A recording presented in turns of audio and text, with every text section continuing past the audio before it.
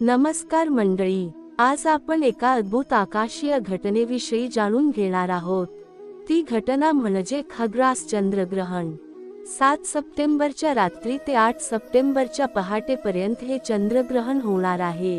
ही घटना फक्त खगोलशास्त्रापुरती मर्यादित नाही, तर त्याला धार्मिक, सांस्कृतिक आणि आध्यात्मिक महत्त्वही आहे।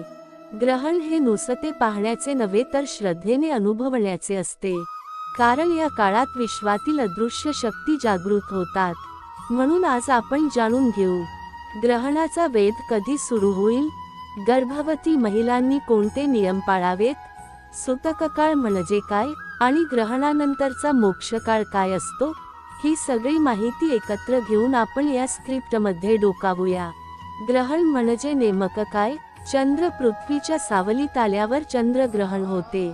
यावेळी सूर्य, पृथ्वी आणि चंद्र एका सरळ रेषेत येतात, त्यामुळे पृथ्वीची सावली चंद्रावर पडते आणि आपल्याला चंद्रग्रहण दिसते। 2025 सालातील हे सर्वात मोठे ग्रहण आहे, कारण हे ग्रहण खग्रास म्हणजे पूर्ण चंद्रग्रहण आहे। यात चंद्र पूर्णपणे काळवंडलेला दिसेल, अगदी लालसर ब्लड मून स्वरूप धारण करेल। या घटनेला शास्त्रीय महत्त्व असले तरी धार्मिक दृष्टिकोन अधिक आहे। आता पाहूया अचूक वेळा। पेनब्रल वेध सुरू होईल रात्री सकाळचे 8:58 वाजता। आंशिक ग्रहण सुरू होईल रात्री सकाळचे 9:57 वाजता। पूर्ण खग्रास ग्रहण सुरू होईल रात्री सकाळचे 11:01 वाजता।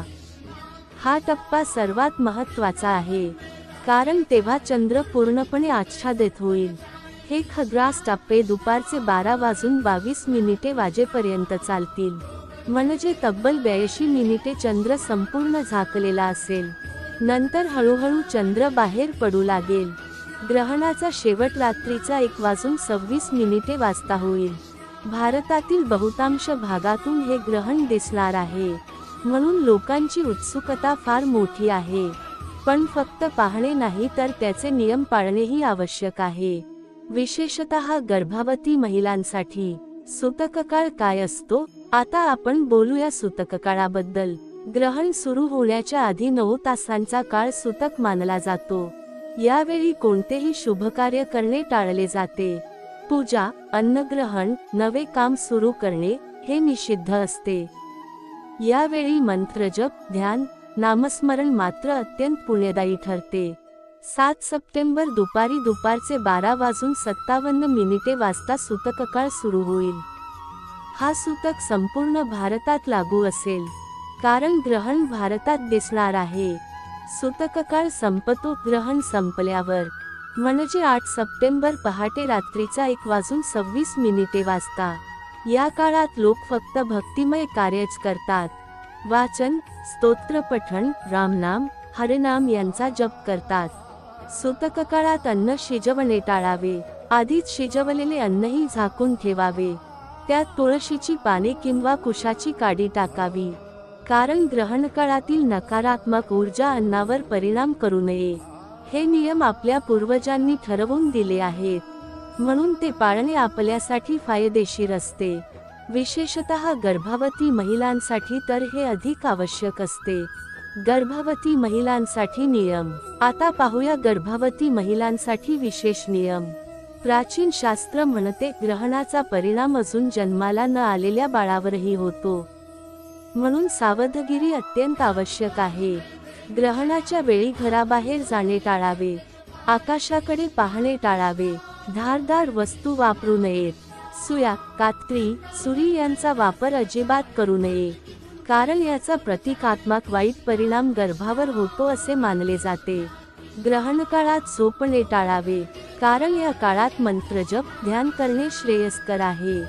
ग्रहणाच्या काळात नकारात्मक ऊर्जांचा प्रभाव वाढतो असे मानले जाते, त्यामुळे त्या काळात शांत मनाने नामस्मरण करावे। काही ठिकाणी गर्भवती स्त्रियांना कुशाची काडी हातात धरायला सांगतात, याला रक्षण कवच मानले जाते। ग्रहणाच्या वेळी पवित्र श्लोक म्हणावे। ओम नमो भगवते वासुदेवाय हा जप उत्तम मानला जातो। तसंच संतांच्या नामाचा जप केल्यानेही लाभ होतो। या काळात तीव्र वासाचे, जड पदार्थ खाऊ नयेत। हलके, सात्विक अन्न घ्यावे, शक्य असल्यास उपवास पाळावा। घरातील वडीलधाऱ्यांनी गर्भवती स्त्रियांना सतत शांत व सकारात्मक वातावरण द्यावे, घरातील वातावरण प्रसन्न ठेवावे। ग्रहण संपल्यानंतर स्त्रीने स्नान करून स्वच्छ वस्त्र नेसावे, त्यानंतर ताजे अन्न सेवन करावे। हे सर्व नियम पिढ्यानपिढ्या सांगितले गेले आहेत।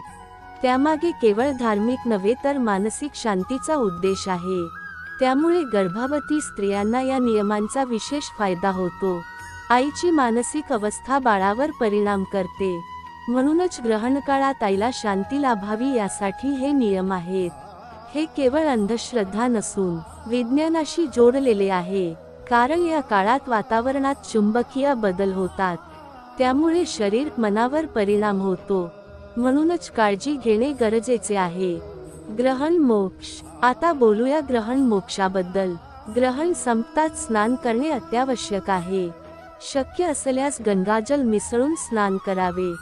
ग्रहण संपल्यावर देवांचे पुन्हा पूजन करावे, घरातील देवस्थान शुद्ध करून दिवा लावावा, नंतर ताजे अन्न शिजवावे, आधीचे अन्न प्राशन करू नये। यावेळी दानधर्म करणेही अत्यंत पुण्यदायी आहे। ब्राह्मणांना अन्न, वस्त्र, दक्षिणा द्यावी, गरिबांना अन्नदान करावे। ग्रहणकाळात केलेला मंत्रजप मोक्षदायी ठरतो, म्हणून या काळाला शास्त्रात साधना काळ म्हटले आहे।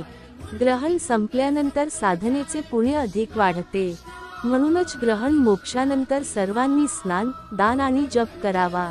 यामुळे पापांचे क्षालन होते, मन प्रसन्न होते आणि जीवनात सकारात्मक ऊर्जा प्रवेश करते। कथा व श्रद्धा। आपल्या पुराणांत ग्रहणासंबंधी सुंदर कथा आहे। समुद्रमंथनावेळी राहू केतू या दानवांना अमृत प्यायची इच्छा होती, तेव्हा विष्णूंनी मोहिनी रूप घेऊन देवांना अमृत दिले, पण राहूने युक्तीने अमृत प्यायचे ठरवले। चंद्र व सूर्याने त्याची फसवणूक ओळखली, विष्णूंनी त्याचा मस्तक छाटला, पण अमृत प्यायलेला राहू अमर झाला। तो चंद्र सूर्याचा शत्रू झाला आणि काळानुसार ग्रहणाची घटना घडते असे मानले जाते, म्हणूनच प्रत्येक ग्रहणाला धार्मिक दृष्टिकोन जोडला आहे।